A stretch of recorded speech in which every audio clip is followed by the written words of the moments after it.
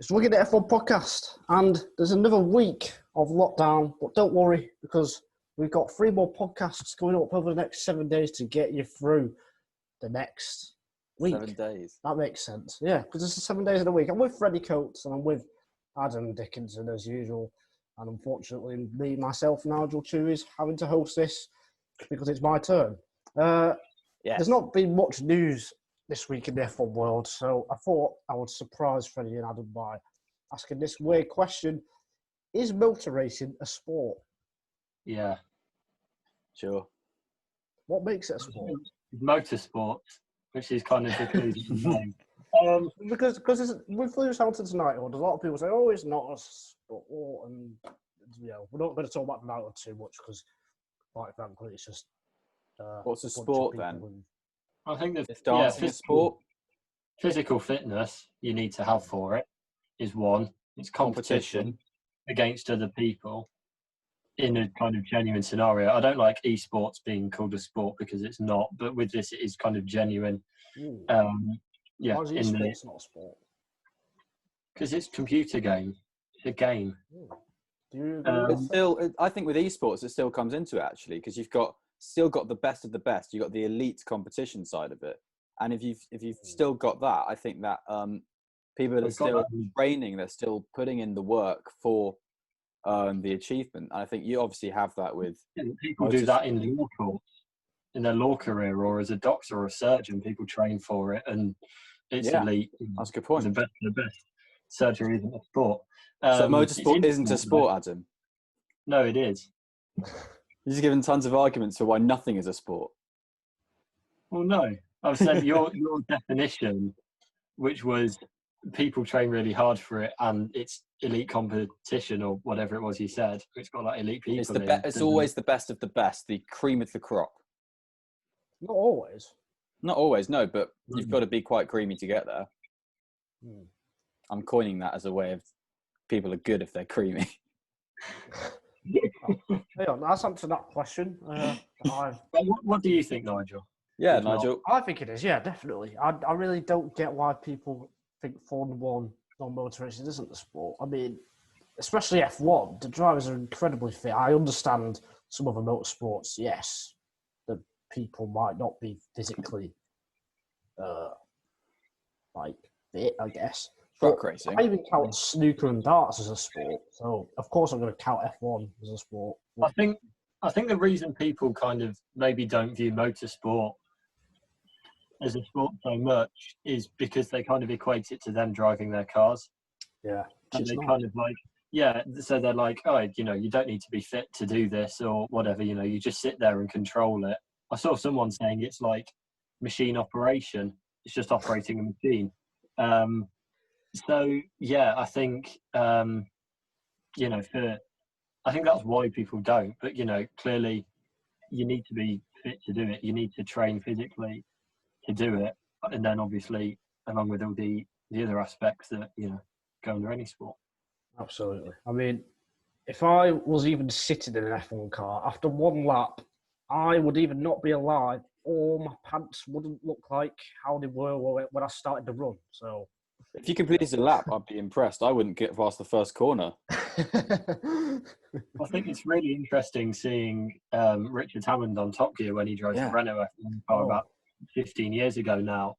And he was, just what he was saying is so kind of relatable. It's that, well, obviously not for his driving, but, kind of, you can't go slow because then the tyres don't heat up and you crash. You can't go a little bit fast because then the tyres still don't heat up and you crash. But a bigger crash than going slow. So you need to go really fast to be able to control the car, which is just seems terrifying. And he couldn't even keep the throttle down for like more than half a second at full throttle. And he's Richard Hammond who drives, cars for TV shows. So imagine the one that was the most interesting was when they went on a league of their own and drove the Marussia 2010 F1 car. Oh yeah. They had Jimmy Carr, James Corden, I think John Bishop doing it. And if anyone's seen Jimmy Carr, the comedian, on any of these kind of activity kind of shows, like Top Gear when he's done like laps or when he's been on League of Their Own or something, he is not afraid to either kill other people or himself. And they were just going hammer and tong on the same circuit that Hammond did. but in a obviously much worse F1 car, not the championship-winning Renault. It was the back of the grid, either Virgin, I think, car it would have been actually at the time. And they had to do lap times against each other, and those were messy, to say the least. Yeah. Couldn't even start. They kept stalling and everything. I mean, that's because the clutches with your hand, though. I think they play that for comedic effect, and I think, no, I'm not going to laugh at this because I would be worse than them. Barely clutch with my feet. Yeah. Well, that's answered my question that I've just thought of about 10 minutes ago. Well, we all agree. I mean, it is a sport. I know one who thinks it's not. It's a BBC sport. It's auto sport. Yeah, yes, sport. True. It's on the BBC Sport page. That's what makes it a sport. Eurosport. Yeah. Yes. The International Sport Commission probably talks about it, if that's a thing. I don't know. The UN's Mr. Sport. You get like random. I don't know. Once I had what was it? Axe throwing from America. It's some like barn in Montana. It's like the World Axe Throwing Championship. Hannah Montana? Really bizarre.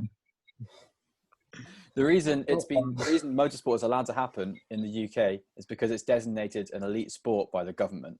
So that's why we had the BTCC and stuff happening the other day and so on, because it's designated elite sport at that level. So at F1, it's going to be elite sport. So absolutely. In both senses is the word elite. Yeah. F2. It's the penultimate round of the 2020 season this weekend. Bahrain full circuit, and then next week got the Bahrain outer layout thing, whatever it's called. And who's leading the championship, I hear you ask, because we haven't had a race for 3 months, which is really annoying because we forget what's happening. It's Mick Schumacher who's leading the championship over Callum Illot. So, those are in the top 2. It looks like it's going to be between them. But you never know with F2. You got Yuki Tsunoda in 3rd, Christian Lundgaard in 4th, Bobby Schwartzman in 5th, and Nikita Mazepin in 6th.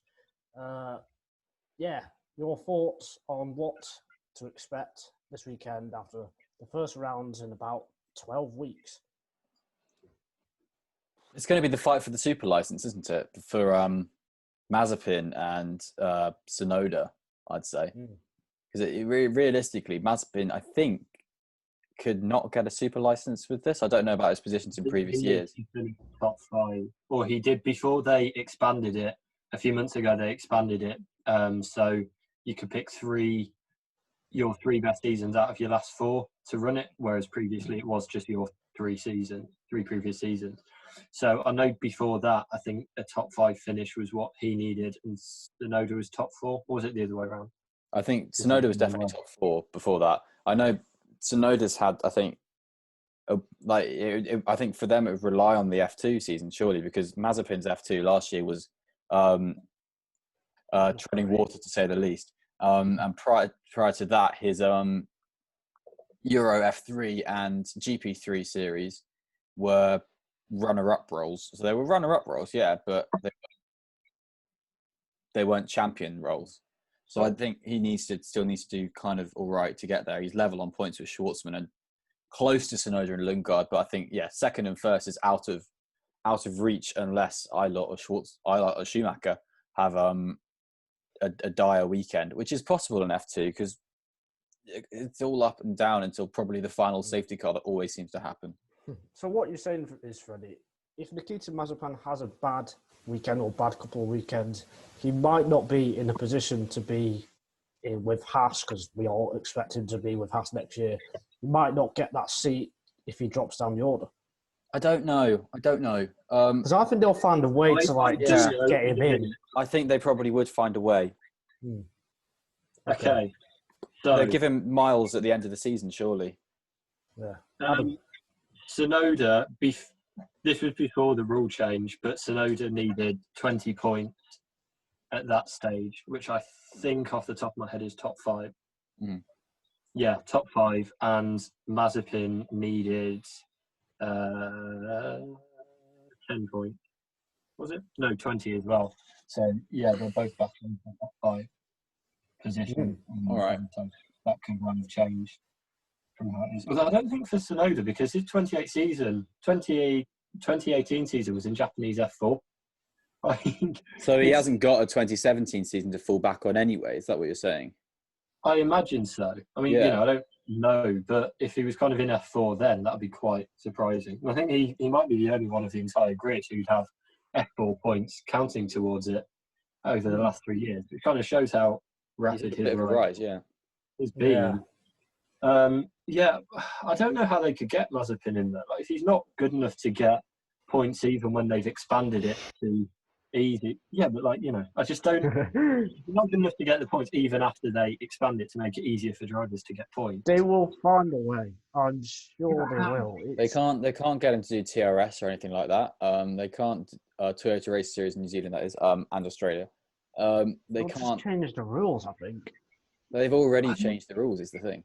They've already made exceptions. They've already made allowances to young drivers. That's why Yuri Vips is now in the running with Red Bull potentially.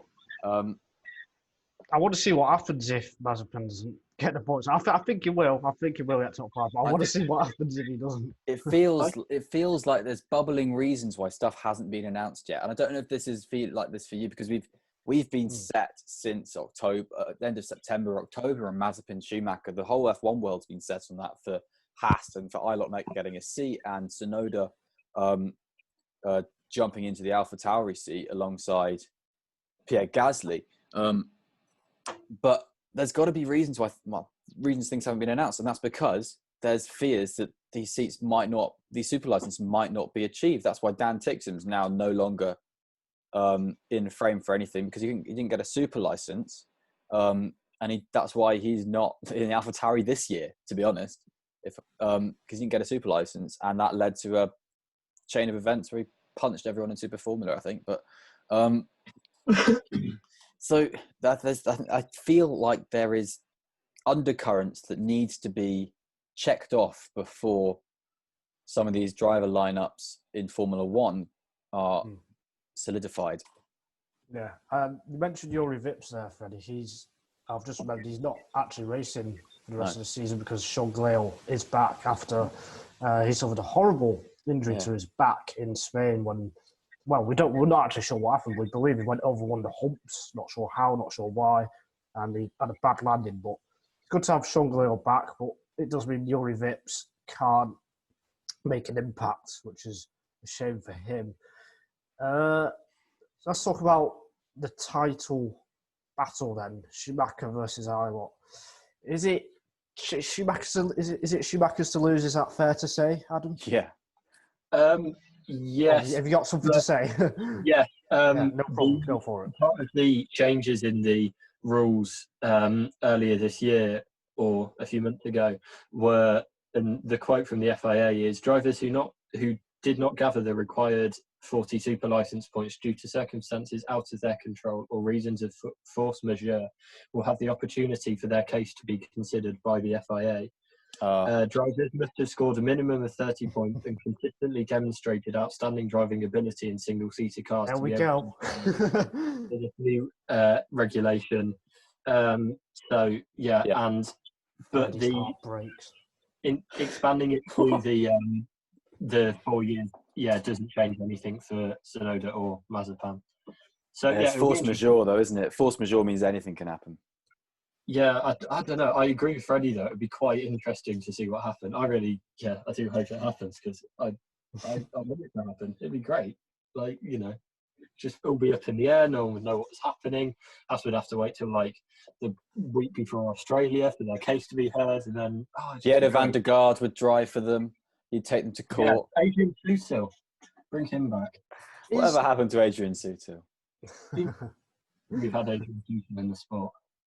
Is Nikita Mazepin, does he deserve a seat in F1 next year, Mazepin?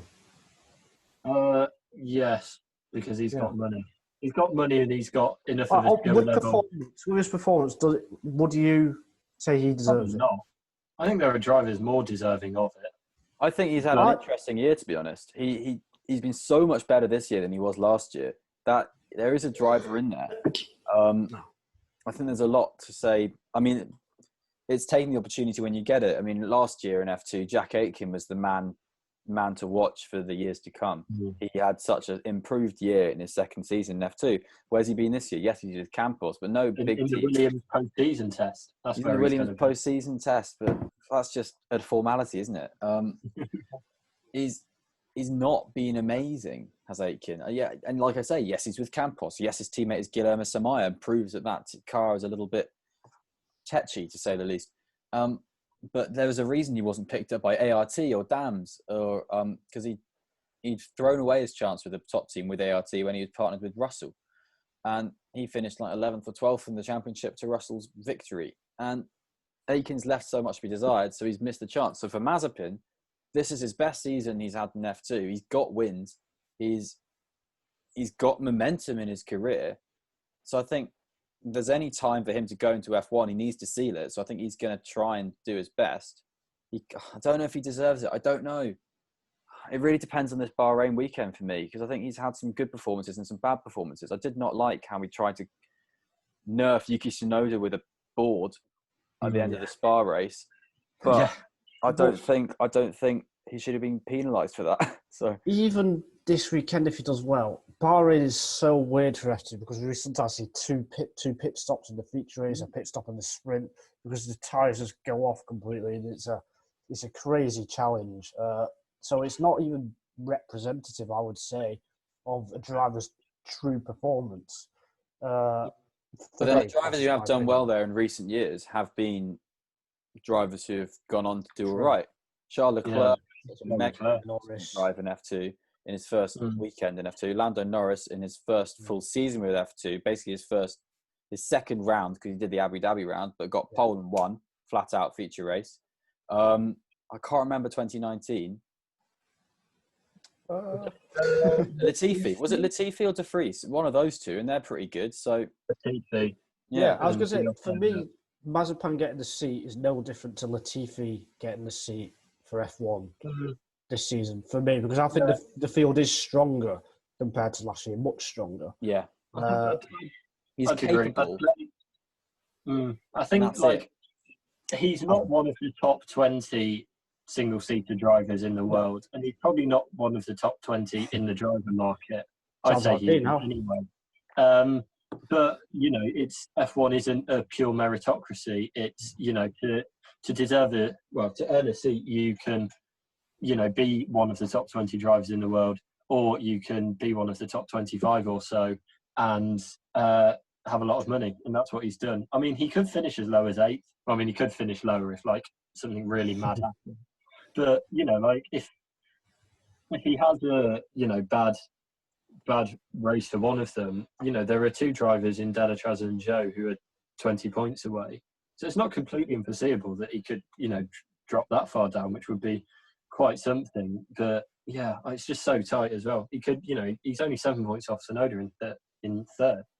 So yeah, anything could happen genuinely. There's 50 points on offer here. Not 50 points, way more. 50 points for the two feature races, and then you get 4 points for pole, don't you? Which I think is ridiculous. I don't know why you get 4. Is it 4? So there's 88 points on offer. Is that if at the most? Here, no, 92 because there's 2 for fastest. 2 for fastest lap. Damn. So there's 90 points on offer. No, wait. There's lots of points on offer. 96 points. 96. Okay. There's 96 points on offer, and if Mazepin, it all goes wrong for him, then I mean he could be back down out of the top 10 of the championship. Ticktum's on 80.5 points, and he had a win taken away from him, so he's going to be chomping at the bit. Giotto's technically still in title contention, so it's crazy. It could all go horribly wrong for all of them. It could all go horribly successful for them as well. Something's tickled out. Jack Aitken can still overtake him. Jack Aitken's got every single point on offer this weekend, and Mazepin scores none. I'm rooting for Felipe Dragovic to ruin the Haas lineup for 2021. Yeah. Well, Zhou, you know, I genuinely think Zhou could do something as well. He could get, you know, I think there'll be some driver who is not involved in the title fight, or kind of in the fight for the top 6, who will just end up being a real feature. At least one, probably. Zhou's annoyed me this year. Zhou should have done much better this year. Yeah, I agree. Well, one thing has gone wrong. Do you think it's confidence? First couple of races where he had the chance, and then he had a reliability fade, didn't he? I can't quite remember what happened. Was it Barcelona? Yeah. No, Austria. He was in the lead, and then he got pole as well, didn't he? Yeah, he got pole by a chunk. Yeah, I don't know. Yeah, been downhill since the first qualifying session of the year. It's never good, is it? I think also you've had Schumacher coming on strong. Schumacher and Illot coming on strong. Tsunoda's got better. So's Mazepin-ish. He has. And Lundgaard's improved as the season's gone on. Schwartzman came out of the blocks really nicely. Schwartzman's fallen off a bit. He was leading at one point, was he? Schwartzman's weird. He's track specific. Sometimes he does really well at some tracks, and then he'll have a really off weekend. But he has benefited from like alternative strategies and so on, which is what you need to do if you're not got the pace. And when he hasn't had the pace, he has benefited quite nicely from alternative strategies and reverse grids, and he's played the game pretty well. Schwartzman, I think he's definitely going to be with a bit of experience under his feet. He's going to be pretty good next year, basically. I mean, his qualifying pace is what's let him down for me, I think. His time management is brilliant, and that could play into his hands this weekend, because Bahrain is by far the most tyre heavy. Most tyre wear. Yeah. He's got tremendous feel for a car, as Robert Schwartzman. His starts have been like Lance Stroll-esque, where he makes up so many positions on cold tyres. So he's good. There's definitely a really good driver in there that's going to pounce next year, I think. I mean, you just have to. Sorry, Adam. You just have to compare it to Schumacher's rookie season last year, because this is Robert Schwartzman's first season. I think some people forget that. And Schwartzman is doing a fantastic job. Lundgaard and Tsunoda as well. Adam. I was just the question that you asked about 10 minutes ago. About is it Schumacher's to lose? Adam's frozen. Cut out, but I think he was going to say yes. It's Schumacher's to lose. Is that what you think, Freddie? I think it's Schumacher's to lose. I think with a 22-point lead, it's Schumacher's to lose. I think if his gap was closer, I'd say it'd be Illot's to lose, because I think Illot would be. He's shown more consistent form throughout the year, but Schumacher has come on strong in true Mick style. He's come on strong at the end, but the gap is so big. The more consistent, reliable, since the last race, the more consistent, reliable performer has been Illot. So that there's a can of worms at 60-40 to Schumacher to lose, I'd say. Okay. Adam, sorry, you cut off mid-sentence before. It's quite embarrassing the length of time that I carried on talking before I realised it. We didn't actually hear your answer. So if you want to just start from the beginning. I think to go from talking to be alive in any meaningful way, Schumacher needs to have a bad first weekend. Going into kind of the final, to have a finale where it feels like anything can happen. I think he would need to have a bad one this weekend. And to be honest, he has been coming on strong, and Illot's been the one who's kind of thrown away more results and, kind of left more points on the table, I think. So if you're backing one of them to, lose, retire or have an issue or whatever, it'd probably be Illot, to be honest, which is a big shame, I think. I expect Schumacher to win the championship. He even could wrap it up with a race or two to spare, I think, because he's handled the pressure really well this year. Well, he's handled the pressure very well his whole career, quite frankly. He is pressure, isn't he? He's being a Schumacher piled onto him because of his name. Feel for him. Yeah, his wins that he's had at Monza and Sochi. Yeah, Sochi this year. I think they were really classy. And even last year in Bahrain, which was his first weekend in F2, he got points in both of the races. He started on pole in the sprint race. Pole, he did, yeah. I think he finished like 6th or 7th, which is okay. For your first round, I think that's not too bad. He was considering okay how for his tough first round. There were a few rookies who were ahead of him. Joe did better than him. Hubert did better than him that weekend. And he was relatively on par with Galeal at that time, which he came into. Yeah, on par with Galeal, but on par with a driver who's been in F2 for a couple of seasons prior. So that's not too bad. I'd say for him, he obviously he's been one of the most improved, consistently improving drivers that you've seen in a junior series for a long time. From where he started to where he's at now, his curve has been brilliant.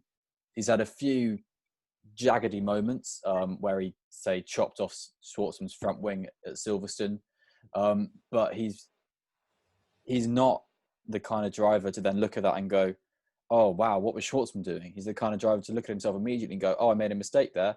I'll work on all of this and do better later on. And he has done better later on.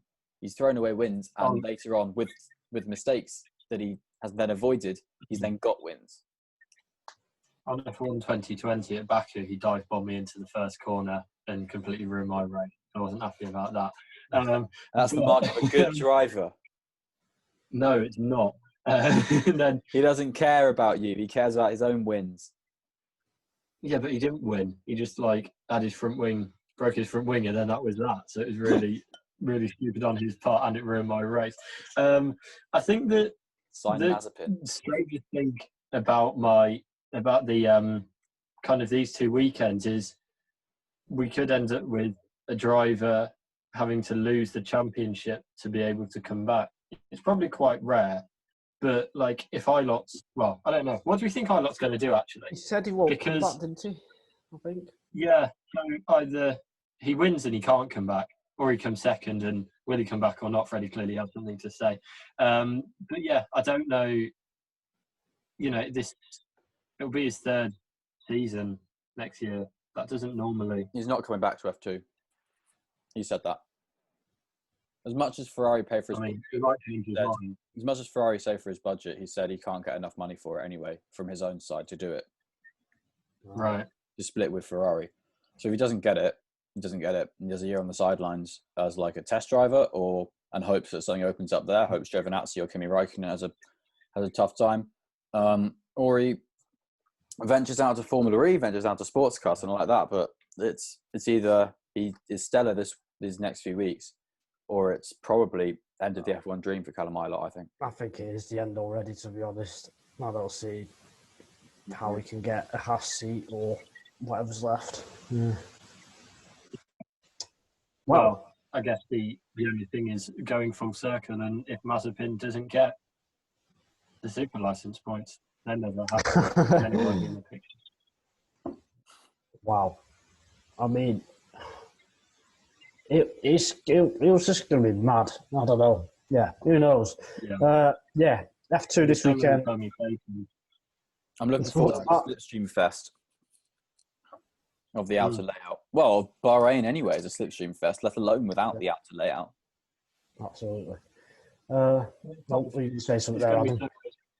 So yeah, I just think for me the biggest thing is the amount of permutations that you'll have. You'll have ex-driver in 4th, needs to stay there, and ex-driver needs to get into 6th and he's 8th. But it's going to be better than F1 title fights in the sense that every position will mean something, or for every driver there's kind of there's a lot riding on where they finish.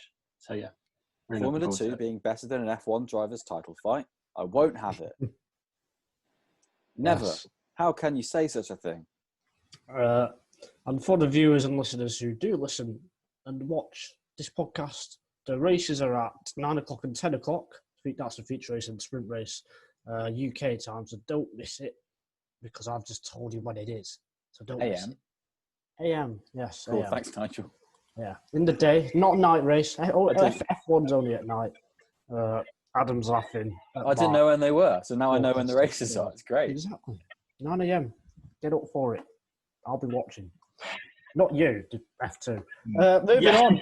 It's the F1 as well. It's the Where is he? Where's Nigel? Is he here? And shut my blind. Yeah. I'm not going to... good Lord, I'm going to go to bed in a full suit tonight. I feel dirty. Being watched by you. I also like the fact that a suit, like a full 3-piece suit, is what you think is like thought you meant a to racing ward driver's off the suit. vampire. Well, then I haven't got any neck showing, haven't got any like anything showing, nothing, full on. I can, like, you know that in Goldfinger, I think it's Goldfinger, where Sean Connery is like swimming in a wetsuit and he gets out, takes off the wetsuit, he's got a full on like tuxedo on, fine, because he's secret agent, so he's protected by his tuxedo. And it's completely fine. He's always fine. James Bond's always fine, so that's why. Yeah. I don't know. Help me. I am. So you're going to sleep in a suit, a full tuxedo, and a wetsuit on, and my Sean Connery mask. We're losing. Listen. Oh, thanks for bearing with us. I'm Sean Connery going to bed to escape Nigel Chew.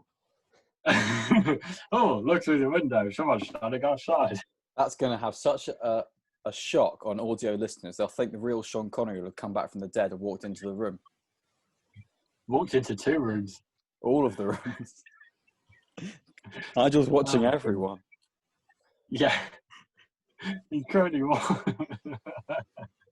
He's tried about 3 times to drag it back onto that room, and it's just not. Who's Nikita Mazepin? No, let's ask George Russell that. He might know. Nigel, can you take it back to normal, please? I can do. That's what I've been trying to do, but 2 James Bond fans have been derailing it, a bit like the train on one of them films. What was the film? Can't remember. Yeah, F1. There's a film called Unstoppable about a train derailing. That's good, Freddie. It's a great film. Yeah. It's got Denzel Washington in it. The speed films as well. It's about buses. That like the buses can't go below a certain speed or they explode. Oh yeah. And if they go faster, they can't slow down again or something like that. The ones with Keanu Reeves. Yeah. And then Father Ted did a parody of it. It was better. It's only 20 minutes long. It's not an hour and a half. This podcast will be an hour and a half if we keep going like this. Lewis Hamilton's wrapped up the championship already. 3 races remain. Bahrain is the first one, obviously, as we've been talking about. I mean, are you guys looking forward to it? Or is there anything to for? Yeah. I like Bahrain. It's going to be good. You like Bahrain? Well, what is it you like about Bahrain? I think it's a good racetrack. I think it generates decent races. I agree. There we go.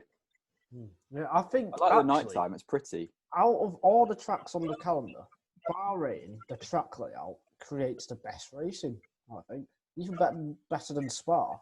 I mean, it really does with the straight corner. You know, it creates some amazing racing. And there's 3 DRS zones again for F1, 2 for F2 because F2 can actually overtake. What are we laughing at? Straight corner.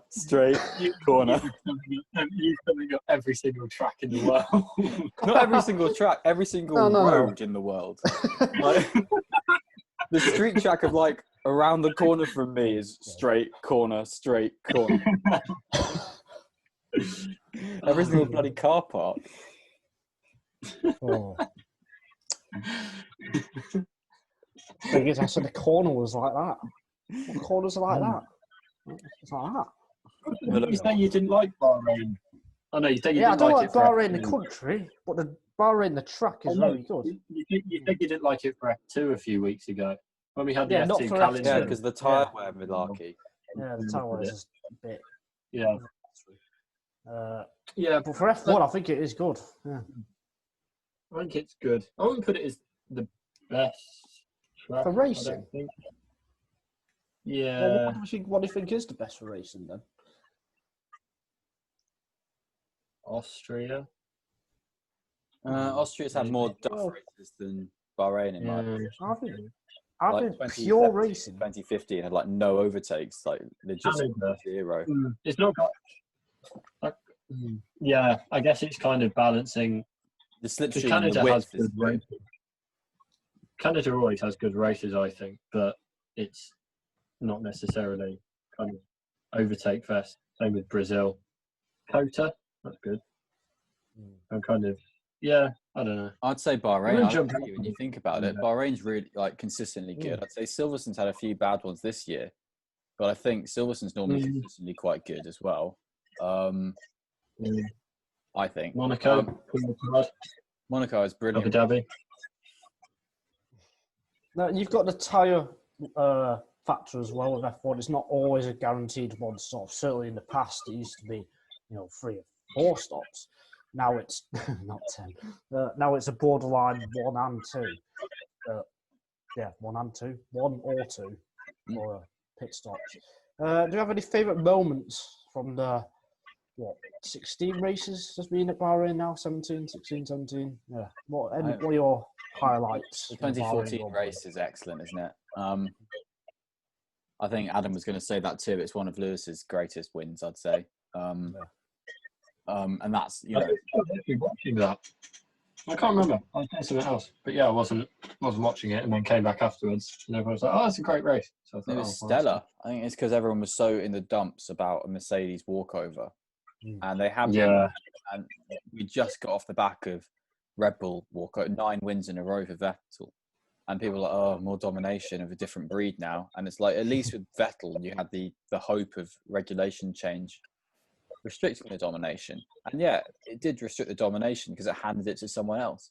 But then when you've got the domination with 2 cars going hammer and tongs, not holding back at all, like no sandbagging, no preserving the car. They were turning the engine up when they were told not to, the 2 drivers, Rosberg and Hamilton. And that went on for the rest of the year. That was just great, wasn't it? I think, for me, that is the greatest battle we've seen in the turbo hybrid era. It's either that or Leclerc and Verstappen last year at Silverstone. That was so good, that, yeah. I think Rosberg and Hamilton just gets it for me. I'm not sure why. I think so. No, it's the win, isn't it? It's the win, and it's 2 mega drivers. Went on all races. Mega drivers. Massa and Kubica at Fuji. I know it wasn't in the era, but I just feel like it deserves a shout out because it was so good. Last season made Leclerc's reputation as it did. You're right. Everyone's favourite driver. I mean, lost him a win, but hey, he got that later on. He got 2, and arguably more poignant than Bahrain would have been. Bahrain would have been excellent though in his second race with Ferrari. Oh yeah, definitely. It'd be like Vettel when he got it in Malaysia in his second race for Ferrari. But yeah, I think that's kind of one that obviously it's sad for him to lose in that way, but it's kind of, I think that in terms of his standing as a racing driver really boosted it. Grosjean getting, I think, was it 5th in the second ever race? Yeah, Haas. That was pretty cool. It's not a standout stellar Bahrain moment, but it's very cool for Haas to have done that. Gasly as well with Toro Rosso. Gasly, of course. Yeah. Wow, what a drive! I don't remember which way around. Yeah, that's finishing 13th. What a drive! That 2018 race was a good one because it was really tense, and Vettel managed to just stretch out a 1 stop with Bottas, not going for the move into turn 1 on the last lap, but everyone said he should have. He should have sent it, but played it safe, early stages of the season. But yeah, that was another tense battle. I like the sparkly helmets that you get as well. They're quite nice in the light. Yeah, good track. Yeah, one of the best Super drives. Absolutely. I enjoyed when Valtteri Bottas in his final year with Williams in 2016 just dive bombed at the start and just took out Hamilton. He went for a gap, I think. He went for a gap because the gap wasn't there because Hamilton just hadn't gone for the hadn't turned in for the corner yet. That's like the guy at the back going for the gap. No, there was a gap.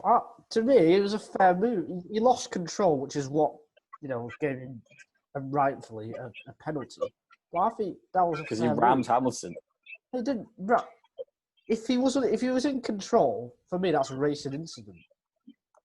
But he wasn't in control. He lost control of the car. I know. Yeah. Dive bombed. He shouldn't have dive bombed. There's nothing wrong to go for a gap if there's a space there. And that's why Maldonado and Gutierrez got into their issue in 2014. That's a bit different. One of the most spectacular low height flips you'll ever see of a Formula One. Bizarre, very bizarre. Predictions then. Is Hamilton going to win, even though in the past, after he's won a world title, he has dropped off a bit? Do you think that's going to happen? I don't think that's a thing anymore. That was a few years ago. Yeah, neither do I. I think it was just narrative. I think he is surely favourite.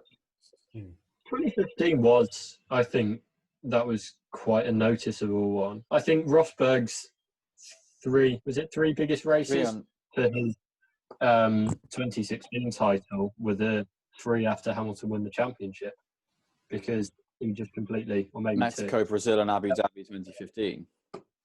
Yeah, because I think that just gave him a massive springboard into the off season. And you know, I'm not saying that's going to happen with Valtteri Bottas, but I think that's massive moment in this championship. I disagree. Well, they never made a big fuss about Hamilton never winning a race after winning the championship, but that was the only championship at that point that he had won before the end of the season. Yeah, and it's a bit like, well, hang on a second, Rosberg is just an actually unbelievable driver, and Bottas unfortunately isn't, and that's the fight. Plus, look at Red Bull; they always catch up with Mercedes in the second half of the season, and they're right there in the last few races, or at least they were last year, and come the start of the season, they're nowhere to be seen. I know it's a bit different because it's not the same team, but for me, come start of the 2016 season, Rosberg, won 4 races on the trot. Yeah, he got into like a 50-point lead or whatever it was. So I think to me that was a massive thing, but it's not. I think that was a different Hamilton, and I think it was a different Hamilton, a different teammate who's going to be able to actually beat him consistently to a championship. What you're saying is you think Hamilton will win this race? No. Okay. But I don't think if he doesn't, that means Bottas is going to come back next year and win. Oh, yeah. Thanks who for will covering win your the tracks. race? Adam Dickinson. Nico Rosberg. Yeah, Nico Rosberg. You don't think Hamilton, you don't think Bottas? Is that what you're saying? You think it would be someone else? I'm not saying not Bottas. Okay, sorry. I think it'll be Hamilton. Yeah, I think I will go Bottas, to be fair. Fair play to you. I don't think Max will. No. I don't think so. All last year at Bahrain. Yes, it was the start of the season, at the end of the season now, but they were really struggling. I remember there was an incident, wasn't there, between Verstappen and Sainz. Sainz is on par with Verstappen in the McLaren. Yeah. To battle for the podium, do we think Red Bull will drop back and Renault, McLaren, Racing Point, they'll have a bigger chance? I think it's going to be interesting to see how Ferrari do this weekend. Yeah. I think Ferraris have been doing better. Yeah, they were good in Turkey. Yeah, it was weird. But I think there's a lot to say for Ferrari, in particular Leclerc, having a very good weekend. Ferrari has legitimately put themselves up from AlphaTauri might get us and we might finish 7th to legitimately in a fight now if they have a couple of decent results for third in the constructors title. I think Ferrari have probably still been pushing quite hard on the development of this car. So I would say don't throw Leclerc out of the bag too early. Don't know why he's in a bag. Yeah, cool. Let's say Leclerc's going to get third. Albon. Yeah. Freddie doesn't like it. I don't think Albon will get a podium. A point. You've made your prediction. That's fine. You don't have to stand by my prediction. Oh, I never did. Don't worry about I know. that. Nigel thinks Hamilton's going to get third and first.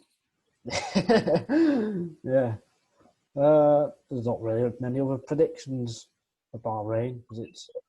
Who are you saying for third? Who am I saying for third? Yeah. Is that prediction, Phil? Sebastian Vettel? Ooh. He's agreeing with the Ferrari hypothesis. Maybe. Yeah. Feeling a lot better about mine, to be fair. No, I won't go. I'll go Perez again. Oh, boo. Yeah, I know. Just because he's good driver. He is a very good driver. Deserves a seat. Who do you think will come out of this weekend in third place in the Constructors' Championship? Racing Point. Yeah, I mean, when you've predicted on them on the podium. See, McLaren. I think McLaren. I mean, we're just trying to be different to each other here, aren't we? Let's be honest. If I was trying to be different, I'd say Ferrari or Renault. Alfa Romeo. No. It's not possible. Mathematically. No, it's really not. I think technically it's mathematically possible for Ferrari to finish the constructors in second if they get a 1-2 in every race, and Red Bull get DNFs in every race, and everyone else finishes in okay positions. Technically, Ferrari can still finish second in the constructors. Do you get 44 for a 1-2? If you get the fastest lap. Yeah, it is. So that's what's going to happen. You heard it here first. Shall we do a quiz? Yeah, let's do the quiz before we start predicting Ferrari to win. We might win this quiz. Freddie versus Adam, you know the rules. Now, the audience knows the rules as well because they've been watching every single podcast on YouTube, Spotify, iTunes, and Acast. Unless you haven't, and this is the first podcast you've joined, and you're a new member of the audience, in which case the rules are as follows. Nigel asks questions. Adam and I buzz in and say our names to buzz in case you didn't know which one was us at the start of the podcast. And then we get the questions normally wrong. Well, you do. Yeah. Here's an example.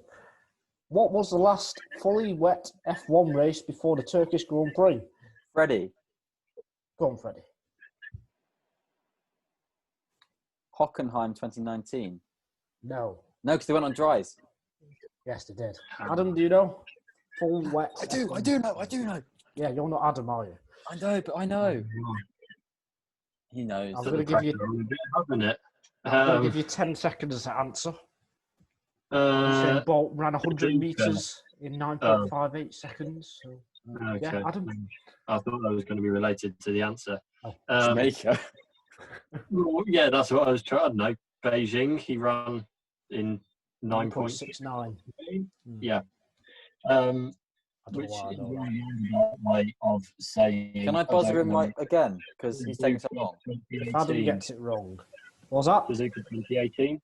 No, Suzuka 2018 was not wet. Freddie. No, it wasn't. Brazil 2016. It was Brazil 2016. Yes. That's the Usain Bolt thing as well, right? No. Did he not get gold in Rio 2016? Yes, he did. But I did. That was just I was just genuinely talking about Usain Bolt. Yeah. You break the Olympic record again there. 9.64. Is that the next question? It was raining, wasn't it, in the 100-meter final, I think. So. So he had extreme wets on. Yeah. Oh God. Question 2. What was the last full wet F1 race without a safety car? Freddie. Oh, this is tricky. Yeah, Freddie. Turkey, 2020. You didn't say excluding in the question. There was a virtual safety car. You're not having that. He also said, for example, for the first question. He didn't actually say it counted for the quiz. Oh, but, yeah. You know. Let's be so pernickety about this then. Let's start the quiz again. No. Yeah. No. Adam. No. Silverstone 08. Yeah. No. Oh, Freddie. Yeah, Freddie. Was it China 2009? No. Oh, all right.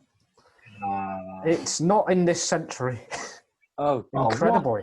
Damn. I know, it's kind of mad, that, in a way. What is the definition of a full work race? Is it no Without drivers? dry tyres. No drivers use slicks, yeah. No dry tyres used. Freddie. Yes, Freddie. Adelaide 1991. Nope. After that. Freddie. Yeah, Freddie. Suzuka 1994. After that. Good shout. I'm trying to think of other wet races. Freddie. Oh, Adam. 90. 90 bod. That's what Adam was having for dinner. No, it's not Spa. No, it's not Spa. Oh, okay. Freddie.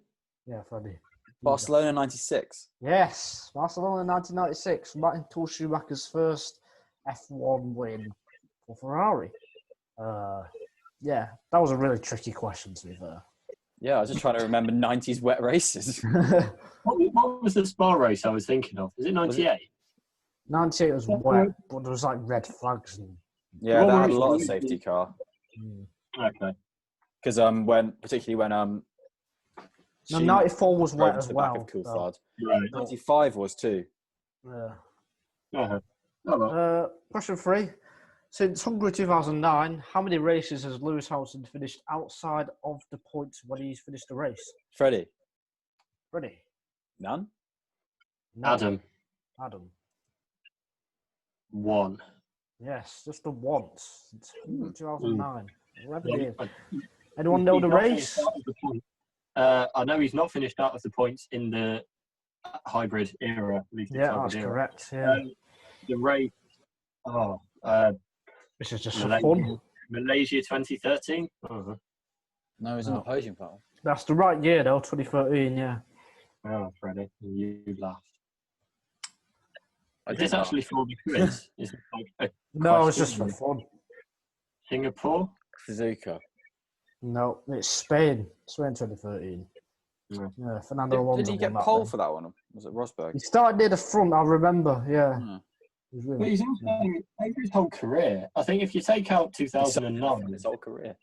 if you take out 2009, he's like 3 races or something where he's finished Take out outside. 2009, 8, and 7 because they had weird point system. I say weird, different point system, didn't they? Yeah. just So I think that makes it even more impressive.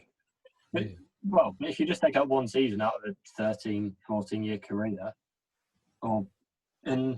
it's just crazy. It's just To double check that, but yeah, it's a very good career. not many. Yes. 2-1 to Freddie. What time is it in Bahrain? Adam, Adam. am I allowed to check the Night time time. here? You can check the time here, yes. It is. Because we're not in Bahrain. Yeah, it is. Well, maybe I've got my laptop set to Bahrain, but I don't.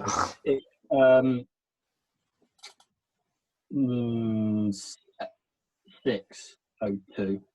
It's not 6:02, no. Yeah. Ready? 7:02. It's 7:02. Yeah. That's a Enough. great question. It's 3-1.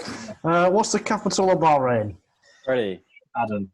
Oh, Freddie got there first. Manama. It is Manama. I did not know that before today. Never heard of it. It's the biggest city in the country, apparently. That's probably why. it's the capital. 157,000 population. That one. Is that the next Question question? 6 is how many times has Bahrain hosted the opening race of the season? Freddie. Adam. Freddie first again, just. 2. It is 2, yes. In 2006 and 2010. Would you have guessed that, Adam? Yeah, Oh, well, it doesn't matter because Freddie got there first. I know. It's 5-1. Question 7 is, no champagne is sprayed in Bahrain. What do they... Freddie. Adam was first.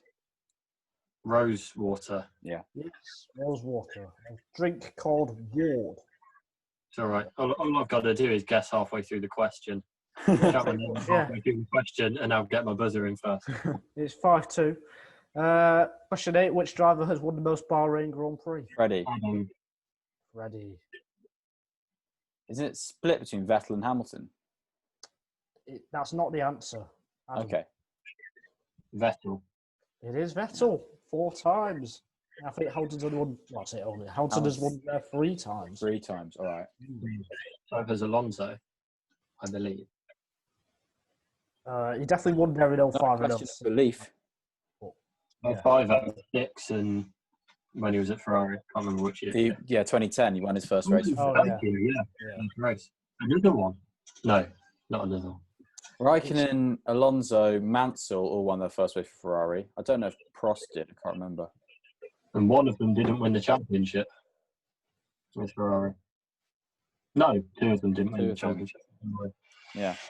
It's closing up. It's 5-3. This is very exciting. I'm sure our audience is absolutely on the edge of their seats. To try and turn it off. Question 9. How many corners are there on the Bahrain Grand Prix? Freddie. You go What first. would that mean? 15. There are 15. Yeah. It's 5-4. I knew that one. Last question coming up. Welcome to my world. I don't know how to word this question. Hopefully you've already written it. I have written it, but I can't say it without saying the answer. Well, that's a really bad question. That's a bit of a problem. Let me. So. Oh my goodness. Turkey was like probably the 1022nd race or something. I don't know. Anyway, it was 1000 and something race in F1. What was the Duel in the Desert 2014? Freddie. Is this closest wins? Freddie. Closest wins, Freddie. It was the 800th Grand Prix. That's not the answer, Adam. No! 900. Yeah. It was the 900th Grand Prix. Oh. I really dislike you both because it's 5-5 and I haven't come up with a question. Oh my word. You know how I worked that out? I worked it out because I knew that Spa 2015 was Ferrari's 900th race. So then I said 800 for some stupid reason, which is why I'm an absolute oh my God, I'm an absolute buffoon. Yeah, let's say buffoon. Oh no, I'm not throwing this away by saying 800 instead of 900 like an absolute. You just I have done. Yes, I know. Nigel's got to come up with a Formula E tiebreaker question, otherwise I'm not safe. Did you know Manamar before I'd mentioned it in the break between Zoom calls? Yeah, I saw it on Twitter the other day. Oh, okay, I feel less bad about that now. Right, here we go. How long to the nearest mile was the endurance layout used in 2010, which everyone hated? Closest wins. Who wants to go first? Freddie. Freddie Coates has decided to go first. 4.6 miles. 4.6 miles. What is your answer, Adam Dickinson? He's just checking his crib sheet. If I suspect any cheating here, then things are going to get nasty. Things are going to get nasty? Threaten me with like you're spying on me. Now you're saying things are going to get nasty if Adam cheats. 4.3. The answer is 3.9 miles. Damn. Adam Dickinson is the winner. I'm glad I didn't say 6 miles. That would look stupid. This week. Coming back from 5-2 or 5-1 down. 5-1 down, yeah. 5. That is humiliating, Freddie. All right. If you just say your name halfway through the question, then maybe. But Istanbul 2005. Lewis Hamilton at the Turkish Grand Prix in GP2. Adam Dickinson in 2020 on the Winging It F1 podcast. We're not comparing that to Lewis Hamilton in 2006. You got it wrong. You're about actually. We just have Leclerc at Bahrain in GP2, F2. I thought you were going to say 2019 was me. It was leading by a mile. And just you are Lewis Hamilton 2007, the 2007 season. Yeah. You have bottled it in the gravel trap at China. And your gearbox has let you down. The gravel trap for this one is 800th rather than 900th. Is that? Yeah, it is stupid. Because I know Ferrari's Turkey was 800th Grand Prix. I was like, okay, so 900th is Spa. Why didn't you say 900th with your answer then? I'm going to kill you. Whoa. No, we don't want any of that. There might be kids watching. Yeah. Kids, if you're watching, please don't do that. Nasty episode, really. If kids are watching, they'll want it, and we'll film it. We are doing media law, ironically. I don't think this is a bit defamatory, this, I think. Yeah, before we started filming, we were defaming me. About... I'll get it out. One sec. Polly Rippon, if you're watching, Freddie Coates, give him a lower grade for the university. What? Before we started filming, Freddie was... We need to tag her in our tweet for this podcast and say, watch the end. Freddie was saying, oh, yeah, Nigel's going to, build it up and then he's going to create a lot of antagony between me and Freddie. And then at the end of the episode, then, it'll come boiling out in the quiz. And it has. Anyway, I'm going to take it upon myself to end this podcast. I feel like if I don't, then I'll be abused for the rest of my life. So thanks for watching. Thanks for listening. Have a good time, everybody. Enjoy Bahrain. See you later. See you later.